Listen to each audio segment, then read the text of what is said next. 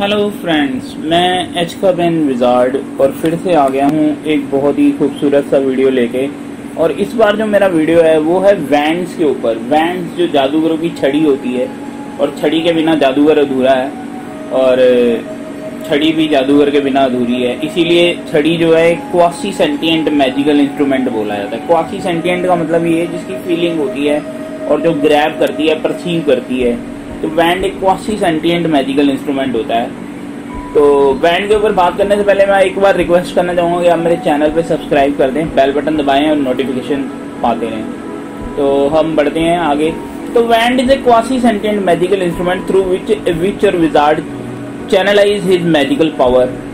Most spells are cast with the help of wand. मतलब इससे क्या होता है कि वैंड से जो जादू है वो चैनलाइज होता है।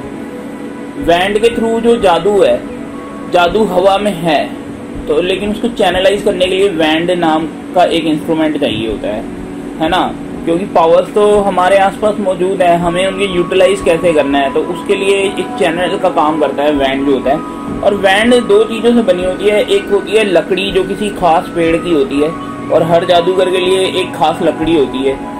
और उसके कोर के अंदर जो है एक जो मैजिकल एनिमल्स होते हैं, जैसे फीनिक्स हो गया, ड्रैगन हो गया, या थिस्ट्रल हो गया, या कोई भी और जादुई एनिमल हो सकता है। तो उसका कोई पंख या कोई बाल जो है उसके कोर में होगा अगर उस लकड़ी के, तो वो छड़ी का काम करेगी लकड़ी, ठीक है ना। और उससे जो है आप स्पेल कास्ट कर सकते हो। वैसे तो जादुई गरी जो होती है वो छड़ी के बिना भी होती है, क्योंकि आपने देखा डॉबी तो चुटकी बजाता था और जादू कर देता था। तो ऐसे ही जो हाउस एल्फ हो गए या दूसरे जीव थे, गॉब्लिन्स जो हो गए, वो बिना छड़ी के जादू कर लेते हैं। लेकिन छड़ी जो है वो एक इम्पॉर्टेंट चीज है। जो इंसान है उसको छड़ी से जादू करना ज़्यादा कंफर्टेबल होता है।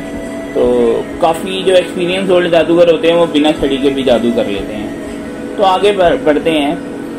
इसमें सबसे पहला पॉइंट मैं आपको बताना चाहूँगा, वैंडलेस मैजिक इज वेरी डिफिकल्ट। जो बिना छड़ी के जादू होता है ना वो बहुत मुश्किल होता है। इसलिए छड़ी की मारामार आपने देखा होगा पूरी हैरी पॉटर मूवी में लगी ही रहती है। It is made of would and has a magical substance at its core.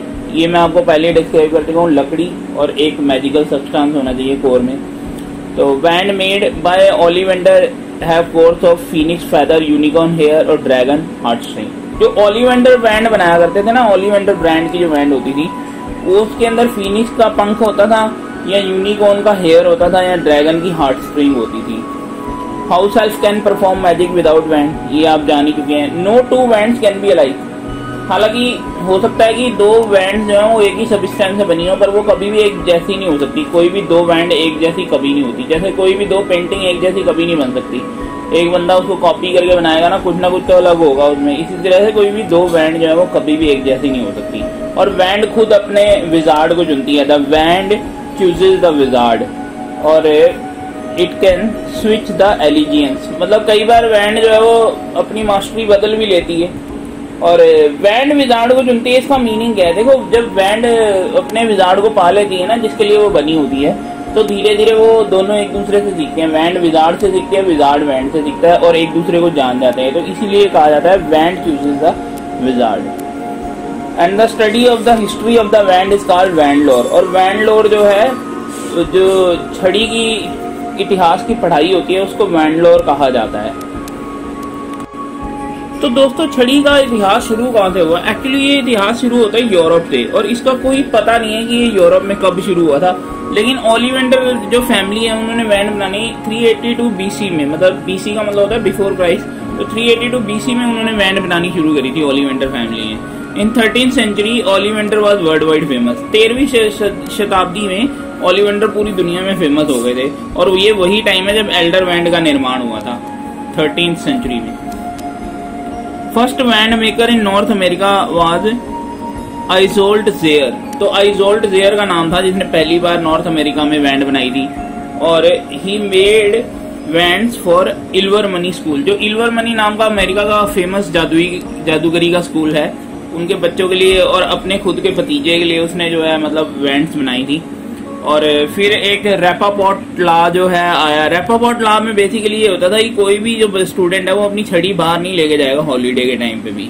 अपनी छड़ी जमा करा के जाना पड़ेगा जब तक वो 17 साल का नहीं हो जाएगा।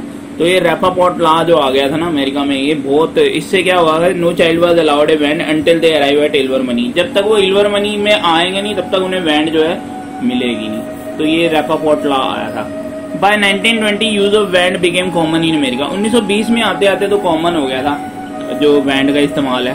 और at an unknown point in history wands were introduced in Asia. Asia में वैंड जो कहते हैं, मतलब एक अननोन पॉइंट के बाद वैंड्स एशिया में आई।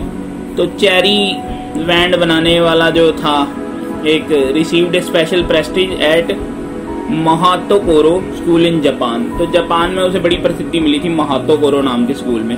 और 20th सेंचुरी में कहते हैं वैंड अफ्रीका में भी आई and where they were less used, और जहां उनका इस्तेमाल कम होता था। अफ्रीका में वैंड्स का इस्तेमाल कम होता था।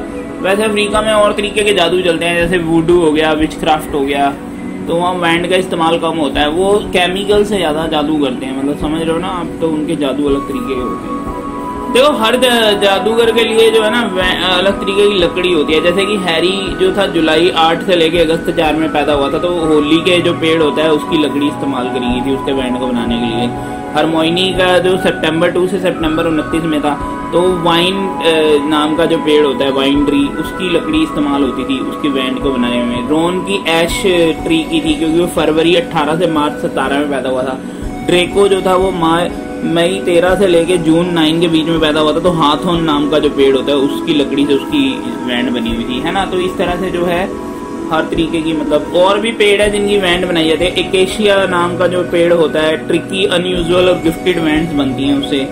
और आल्डर नाम का एक पेड़ होता है, तो इसकी अनयील्डिंग वुड होती है और काफी मतलब हेल्पफुल और लाइकेबल पर्सन्स होते हैं जो आल्डर यूज करते हैं। एप्पल बड़ी पावरफुल बैंड बनती है, लेकिन ये सिर्फ व्हाइट मैजिक के लिए होती है। ब्लैक मैजिक के लिए एप्पल ट्री से बनी हुई बैंड ठीक नहीं होती। ऐश जो है अपने ओरिजिनल ऑनर को बहुत प्यार करती है और ये भी व्हाइट मैजिक के लिए ज्यादा यूज होती है और कम समय तक चलती है और एक्सट्रीम पावर होती है इसके अंदर भी। तो ये अलग अलग पेड़ हैं। और भी पेड़ है, देखो चेरी, एल्डर तो फेमस है, एल्डरमैन, फर, हेजल, मैपल, पियर, पाइन, रेडवुड, रोजवुड और शेकवुड और वॉलनट। और मैपल और रोजवुड दो ऐसे पेड़ है जिनसे गिटार बनती है, तो इनसे छड़ियां भी बनती हैं जादुई। तो ये इसमें बताया गया है।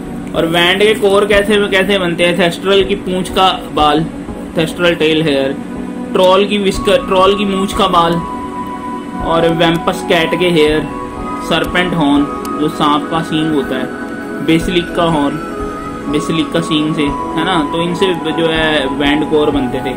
तो band has record that why most criminal don't use their own band. देखो बैंड जितने भी क्रिमिनल थे ना, वो जब उन्होंने बुरा काम करना होता था तो अपनी बैंड यूज नहीं करते थे, क्योंकि कई बार बैंड जो है रिकॉर्ड हो जाते, बैंड में रिकॉर्ड्स बन जाते हैं, तो फिर बाद में पता चल जाता है कि किस क्रिमिनल ने काम किया, और रिवर्स मार देती है फिर बैंड कई बार जो है जादू रिटर्न कर देती है। तो इसलिए क्रिमिनल जो है वो हमेशा क्राइम करने के लिए दूसरों की, जैसे पैट्रिक ने वोल्डेमॉर्ट की छड़ी इस्तेमाल करी, वोल्डेमॉर्ट ने उसको टीचर को मारने के लिए जो मेल्फॉय की छड़ी इस्तेमाल करी थी, है ना। तो आपने देखा होगा मूवी के अंदर। तो एक बार बैंड अगर मान लो खराब हो जाए तो क्या वो सही हो सकती है? बैंड सही तो हो जाती है, एक स्पेलो टेप नाम की टेप आती है जिससे वो ठीक हो जाती है, लेकिन वो पूरी तरह से कभी ठीक नहीं होती और वो कई बार बैकफायर भी कर जाती है। रॉन की बैंड तो पूरी सेकंड ईयर में खराब रही थी, चैम्बर ऑफ सीक्रेट मूवी में आपने देखा, है ना। तो वो स्पेलो टेप से चिपकाई गई थी। तो अच्छा, अंडर वाटर क्या बैंड का इफेक्ट चलता है? अंडर वाटर इफेक्ट चलता है पर चेंज हो जाता है। जैसे एक बार हैरी ने जो है एक रिवल्सन जेम्स मार दिया था, लेकिन वो रिवल्सन जेम्स जो था उसने ग्रैंडलॉस के लिए मारा था, लेकिन उसकी जगह वो एक जो है बॉइलिंग वाटर का जेट चल गया था उससे, जो स्पेल से। तो वो इफेक्ट कन्वर्ट हो जाते हैं अंडर वाटर जो होते हैं, ये प्रॉब्लम है अंडर वाटर में। उसके बाद ये वैन रखने का अधिकार किस किस को है? देखो वैन रखने के अधिकार के ऊपर ना बड़ी टाइम से बहसबाजी और युद्ध चलता आ रहा है जादूगरों में और गॉब्लिन में। तो गॉब्लिन चाहते हैं कि उनको अधिकार मिले और जादूगर चाहते हैं कि उनको अधिकार मिले। तो और अगर मान लो मगल्स के पास वैन आ जाए तो ये जो international society of wizarding secrecy है उसके उसमें ये गुनाह है, तो उसको पकड़ लिया जाएगा मगल को, अगर उसके पास गलती से भी जादुई छड़ी जो हाथ उसके लग जाती है या वो बना लेता है। तो अच्छा, हैग्रिड के साथ ऐसा हुआ था, हैग्रिड की वैंड जो थी वो फॉरबिडन कर दी गई थी, तो फिर उसको फॉरबिडन करके उसे बस इतना अलाउ किया गया था कि वो अम्ब्रेला में से यूज कर सकता है। तो हैग्रिड अम्ब्रेला में से यूज करता था अपनी वैंड। एल्बस डम्बलडोर के पास एल्डर वैंड थी, 15 इंच थेस्ट्रोल टेल हेयर से बनी हुई थी। बेलाट्रिक्स लेस्ट्रेंज की वॉलनट वैंड थी, 12 by 3/4 inch dragon heart string से बनी थी। सेड्रिक डिग्री की जो थी एश ट्री से बनी थी, 12 सही 1/4 यूनिकॉर्न हेयर था इसके अंदर कोर। और डेला क्रॉस जो था उसकी बैंड थी जो फ्लोर डेला क्रॉस थी, रोजवुड से बनी थी, 9 सही 1/2। और वीला के हेयर से इसका कोर था। हैरी पॉटर की तो आपको बताइए हॉली थी, रॉन वीजली की एश थी। तो हैरी पॉटर में तो फिनिक्स के फैदर थे। और आपकी लॉन्ग बॉटम की चेरी ट्री की थी, यूनिकॉर्न हेयर का फैदर था, 12 इंची की थी। और रॉन वीजली की जो एश से बनी थी वो 11 इंची की थी। तो ये फेमस वैंड्स हैं जो मैंने आपको बताई। तो ये है हमारा वैंड्स का इतिहास। और मैं उम्मीद करता हूँ आपको बहुत मजा आया होगा इस वीडियो के अंदर। तो इसी तरीके से मैं जो है अच्छे रोचक तथ्य लेके जादूगरी के आता रहूंगा। और आप मेरे चैनल पे सब्सक्राइब करें।